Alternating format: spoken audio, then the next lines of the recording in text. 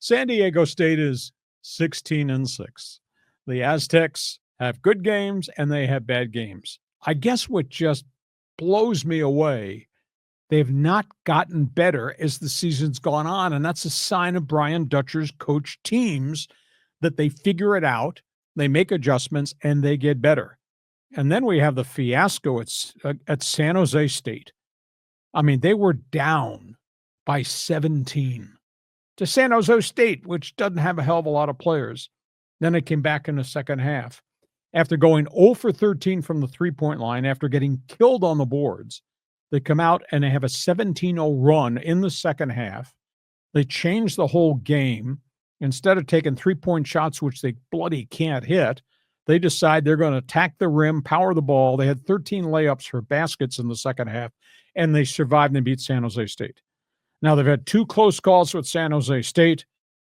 Should have lost a game to the Air Force Academy. They're just not the same basketball team in terms of any consistency. I don't know who to trust with the offense.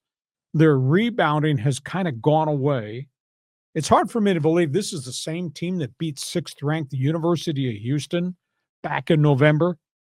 So I don't know, Joe. You tell me, who the hell are they?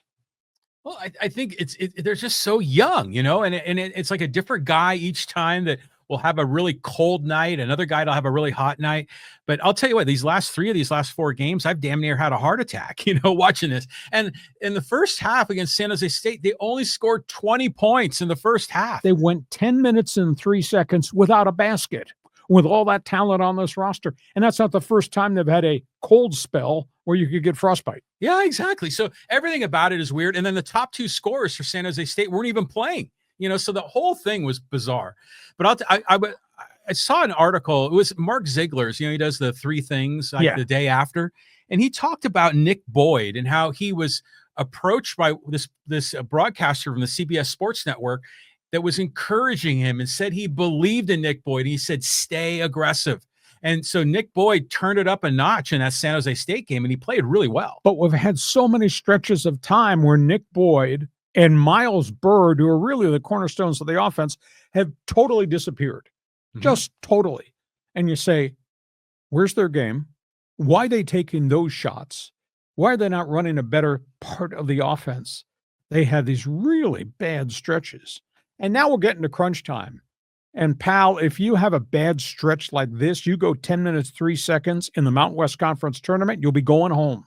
And even if you make March Madness, you play like that, you'll be one and done. So it's just, to me, it's just stunning. But maybe maybe you expected too much from a young team based on what we saw early.